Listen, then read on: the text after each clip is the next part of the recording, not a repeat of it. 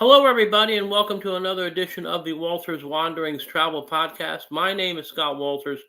I'm being joined currently by Cardena from Celebrity Cruises, and we'll hope to have Chris Cimino on in a few minutes, our meteorologist at WPIX Television in New York, because we are here to discuss the Chris Cimino Weather or Not cruise that's going to be happening August 23rd to August 30th of 2024.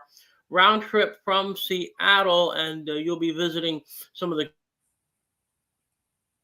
great parts of the last frontier, Alaska.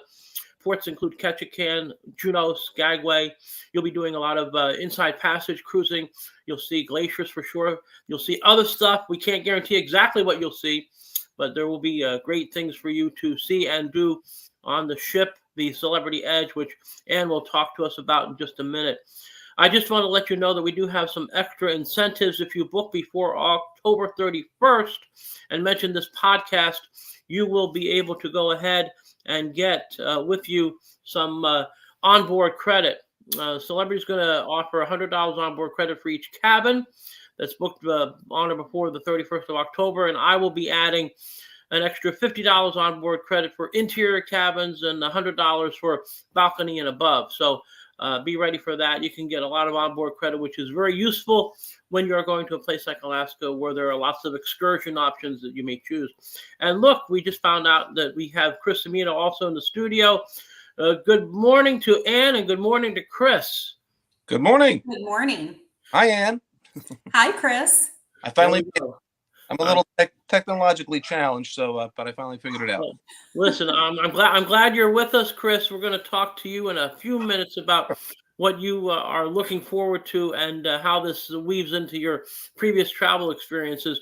But let's talk with Ann. Let's first talk about some of these ports of call that we're going to. I think it's really important for people who are going to Alaska to understand, how the ports of call work when you go there.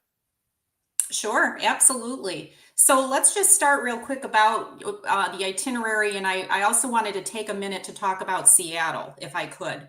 Sure, Seattle is interesting, and it's worthy of conversation for a pre or post cruise stay. Absolutely. It's a great city if you haven't been there before.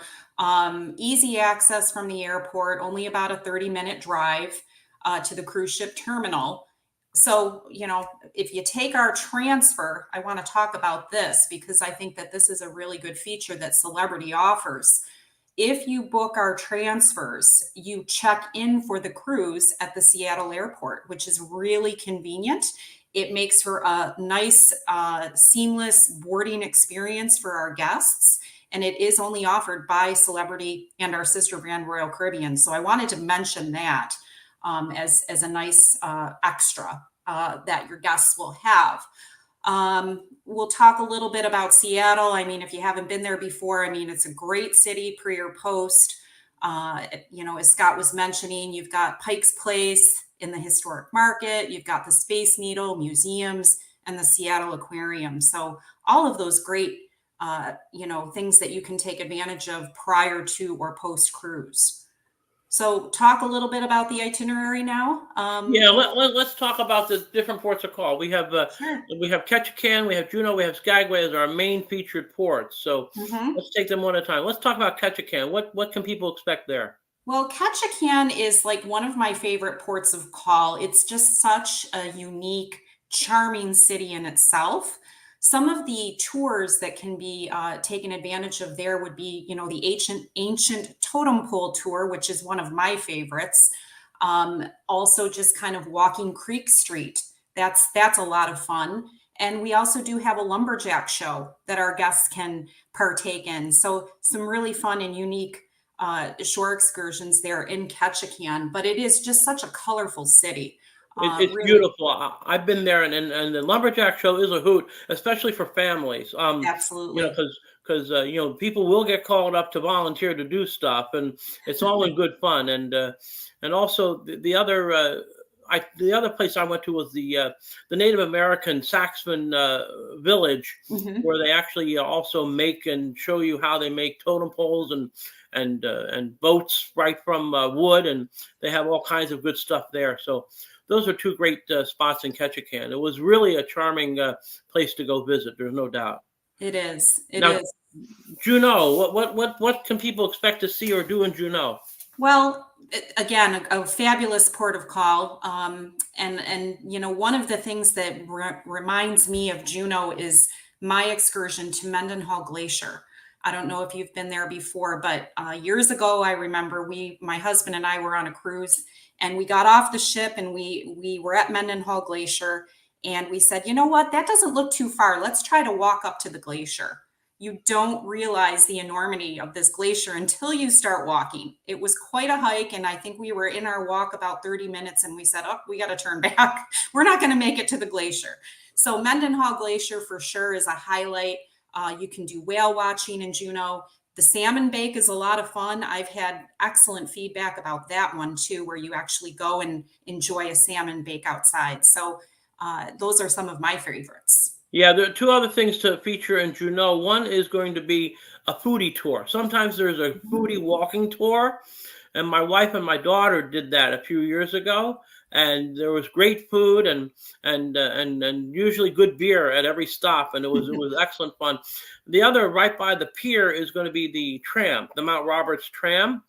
And you can go up there. There are hiking trails at the top. They have a gift shop, and there are some tremendous views. I took a wonderful picture there 4 years ago of the sun setting over Juneau, and it's just truly amazing to see that kind of landscape from all the way up there. Now, our final main itinerary stop is going to be Skagway, which is another interesting town with lots of history. What should people expect to do there? Well, one of my favorites, one of my takeaways is the White Pass Scenic Railway. That is an amazing excursion. It's a narrow gauge train that was built in 1898. Same route taken by the Stampeders during the Klondike Gold Rush. So that's a highlight, in my opinion. For those that don't want to venture on the train, they can stay landside, if you will, and do panning for gold. That's a lot of fun too. That's a lot of fun for families. So those would be a couple of my recommendations. And Skagway, when you get off the ship, the town is right there. So just walking in the town in itself is just so much fun, and it takes you back in time. It takes you to a different place, I feel. No, it's true. They basically have, there's not much in the way of modernization as far as the downtown goes, and it's very flat.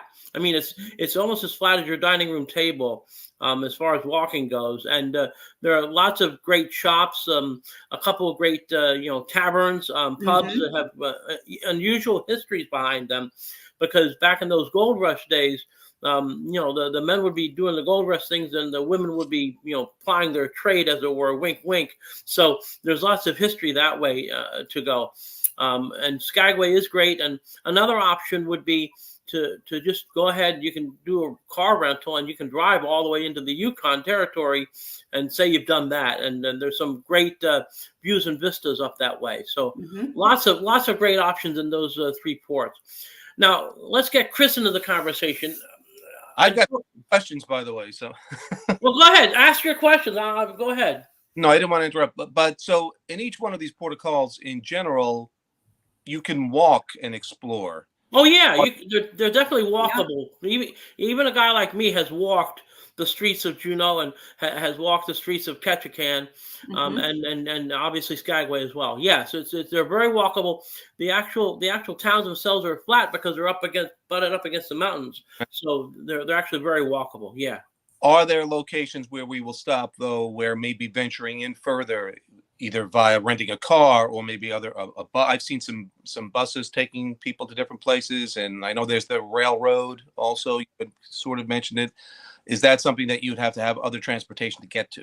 No, usually it's in Skagway, the rail station is not too far from the port at all. It definitely is walkable. Anything that requires a bus, so they will meet you right at the port. There'll be signage to indicate that you're on this tour, and you'll hop on the bus, and usually get a little narration on the way out and a little narration on the way back to your destination too. And in any of the other excursions, in other words, the boat can pull in to port in all of these spots, or do you have to get off of your ship into a small? I've seen like the small. No, there's no tendering in these ports. These ports are all ready to accept ships without having to do that little tender ship thing. So Right.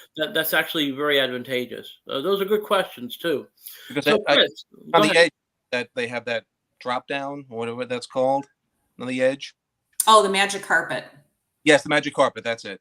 I know they use it as an extension for a lot of the restaurants, but it also is used to sort of get people on and off sometimes to those You are small. correct. Yes, absolutely. Yeah, it's a great.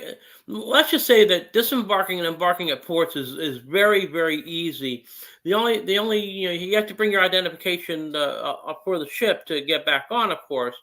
Right. Your room key card, but otherwise you can take what you wish and go out and enjoy each port as you want to, and you can go on and off all you want. So if you want to return to the ship for a little bit and then go back out, you can do that too. That As was long as you're back before the pier runners run, because you don't want to be one of those people. I have seen it, and I have seen it happen with good results. I've seen it happen with bad results, and then trust me, it's not for the faint of heart to do that.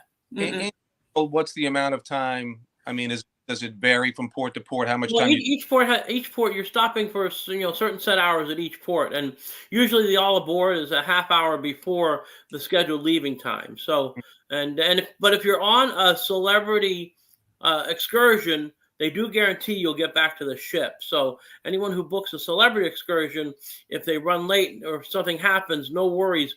They will hold the ship for those excursions, not for ones that are booked independently, and not for people who are just walking through town. But if you're on the celebrity excursion, you will get back on the ship guaranteed. So you don't have to swim back to the ship while it's out. No swimming, No. and the water's too cold, and there's too many sea otters, perhaps. There you go. So now let's take a minute to talk about the ship. Anne indicated to me that earlier that there are almost 30 different places you could go ahead and eat and drink on the ship, which for me would probably make me arrive as a person and leave as cargo. So maybe Anne can highlight a few of the places that possibly will be ones you will hang out at when you're on board. Yeah, no, absolutely. We have a plethora of options on this ship. I mean, Celebrity Edge, it's just such an innovative ship. I mean, we've done really well by her. The design, the technology. Chris mentioned the magic carpet. The magic carpet soars 13 stories above sea level. It's just amazing, the design.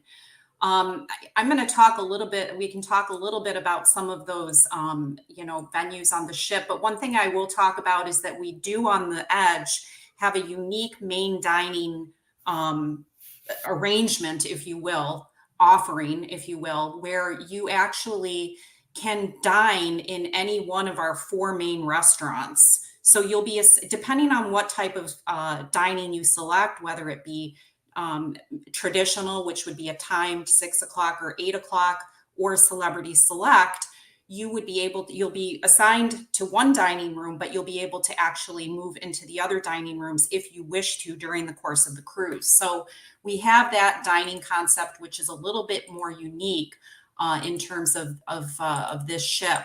So I'm going to just give me 1 second here. Sorry. And remember, for everyone, while she's looking that up, that all of your dining on board, as far as non-specialty restaurants and such goes, if you go to the regular buffet or you go to any of the regular main dining restaurants, that's all included. Breakfast, lunch, and dinner, snacks. And there's other places you can grab and go things, all around the ship. So you will not go hungry. I promise you that. You will not go hungry is for sure. So again, these are the Edge main dining restaurants that you can, partake in. We have, the rooftop grill. We have Raw on 5, sushi, of course, Eden restaurant. These are all some of our specialty restaurants. These are at an additional cost, but certainly worth looking at and considering. We have our Fine Cut Steakhouse. Just kind of scrolling through, I've got so many to list here, but these are just some of the options that are on board the ship. Obviously our 5-star entertainment, activities on board. We have, dance classes. We have just, all sorts of fun shows during our entertainment.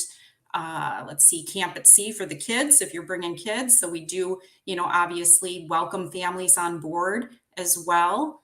So all sorts of different venues and activities to partake in on Edge. One of the things I know, I Go did ahead. a little bit. I was looking at the four main dining. I think it was Normandy, Tuscan. I forgot what the other two were, but the Mhm. surprised me because I'm a cruise virgin. So I was under the impression it's one dining room all the time. And they've made these four separate dining room / restaurants, and they're thematically and they look all different. So each one of them seems to be almost like a completely different dining experience. And I thought that was pretty cool. I think Yeah, that is correct. So again, they're four complimentary. So you'll be assigned, okay, you'll be assigned to either Normandy, Tuscan, Cosmopolitan, or Cyprus. So every restaurant features the same menu that changes nightly. And then plus each of the restaurants offers its own ambiance. And, there are going to be some other dishes on that menu that are exclusive to that restaurant. right. So again, if you've got assigned dining times, you'll be assigned a dining room. So let's say when you get on board, you're assigned Normandy. If you want to dine in Tuscan, say on the next day, you would just arrange that on board the ship, and it's based on availability. So it does give you the option of dining in one of the other four restaurants. If you're on Celebrity Select, which is, more or less our anytime dining, you can actually pre-book a time. So let's say you want to eat at 7:00 every night, you can actually pre-book each of those four restaurants based on availability and time, so that goes onto your cruise planner. So you Mm. can set that up in advance. And also, I want to make mention of two things. First of all, people who have dietary restrictions, allergies, the crew of the restaurants and the whole culinary team work really, really diligently to make sure that there are good options for people who are of those categories that might need a little tweak on the menu. So if you have issues because of celiac things or allergies or whatever else, they can certainly come to the rescue for you. And the other thing is, it's a secret, but I'm going to let it out of the bag.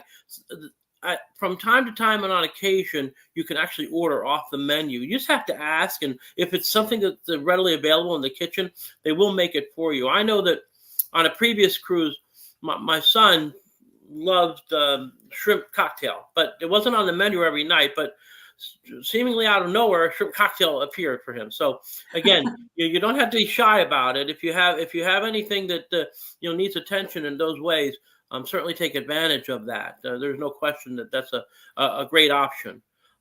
So, Chris, now you say you're a cruise virgin, but you've been to all kinds of places and see all kinds of things. So, what are you looking to? What would be your greatest accomplishment to see or do when you on this cruise to Alaska? Well, I think for me, especially being a meteorologist and looking at climate change and things of that nature going on, I think up close with the glaciers, if we were lucky enough or unlucky in a certain sense, seeing some of the glaciers actually sloughing off live would be amazing. I would love to do a little whale watching, and again, just the culture that exists in Alaska. It's part of the United States, but it's very different. Its history is very different. So I think that would be pretty awesome. I'll throw this out to both of you also, and it's from me, but also some of the people already that I've been posting about that I'm going to be doing this.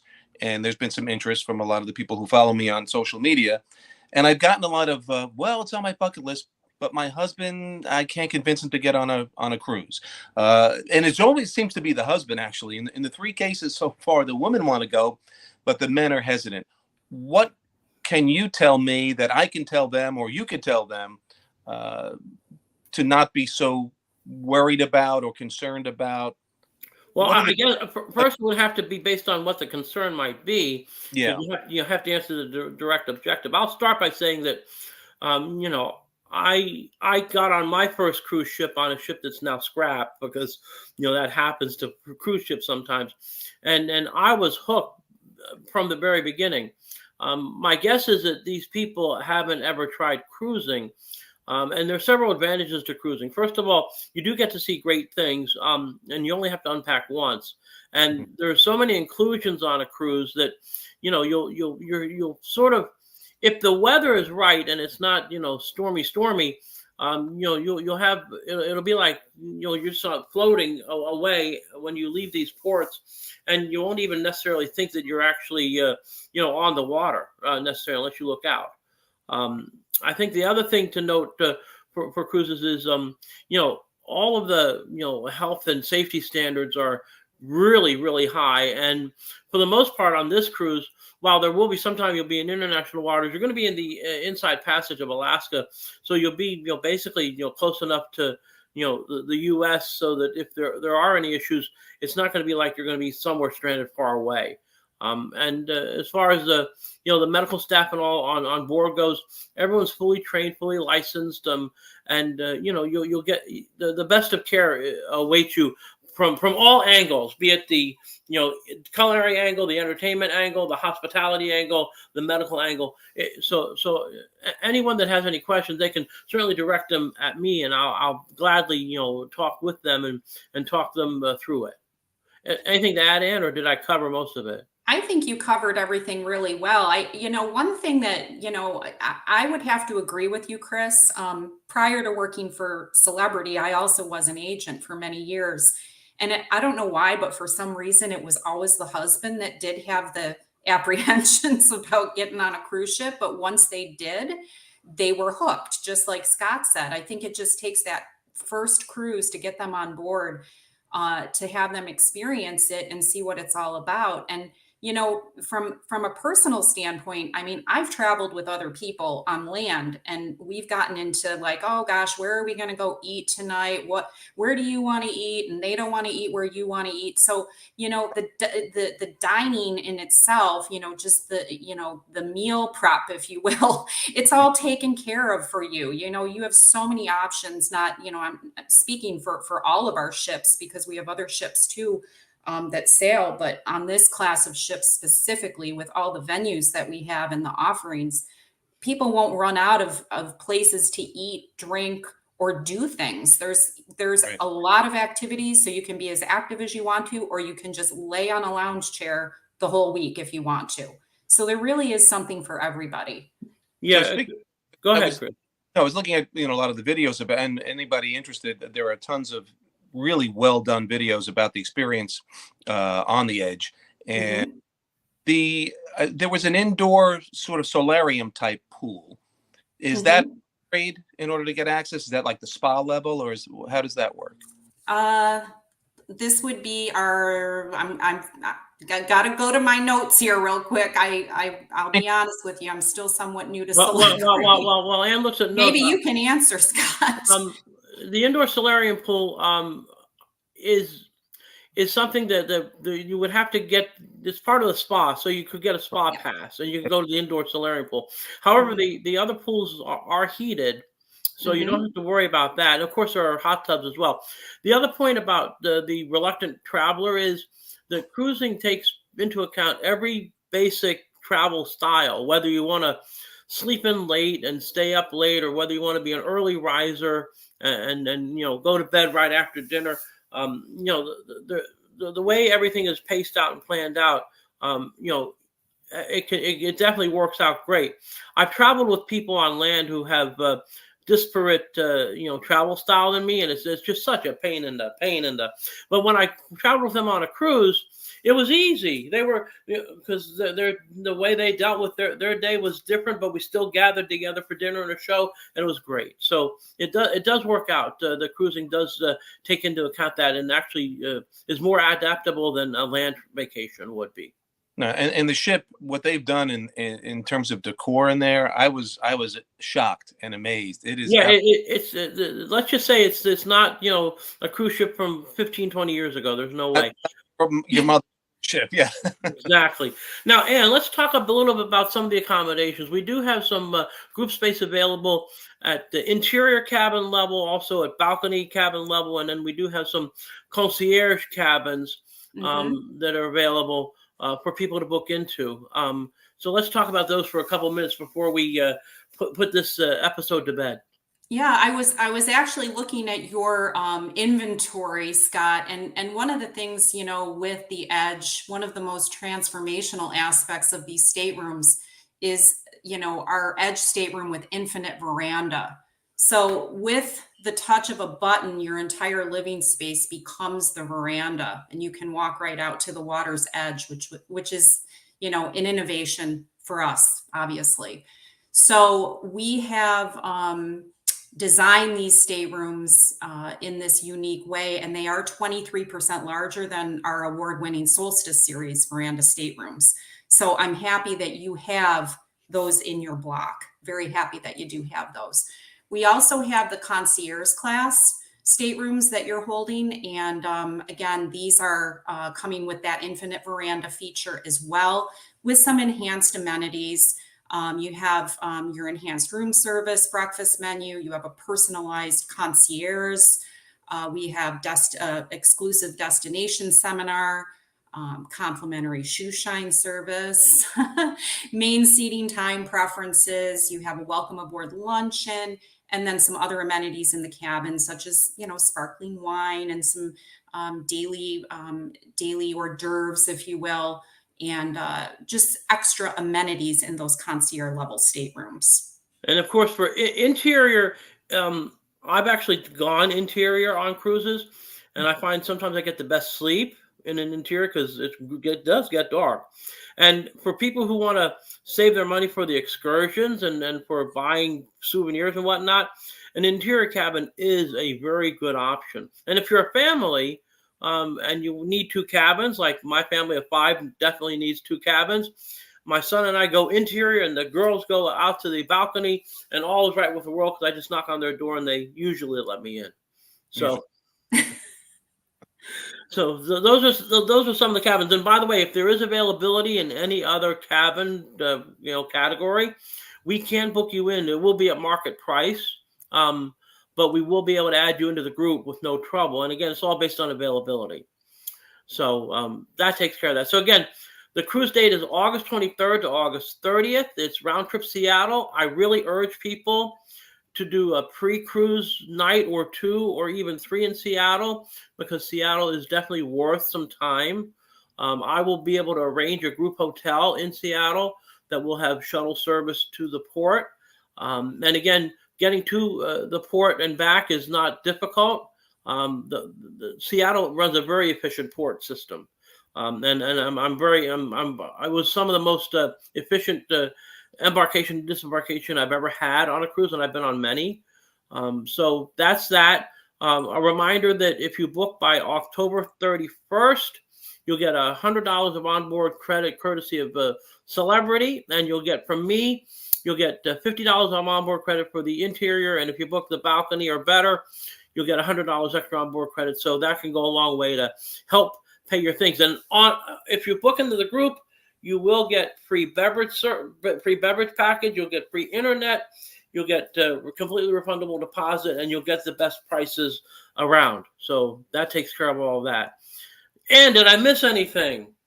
I don't think so. Oh my gosh, I can't believe it. I hope everybody's excited to go to Alaska after this presentation. Well, I'm excited. I know Chris obviously is excited. He's ready to go.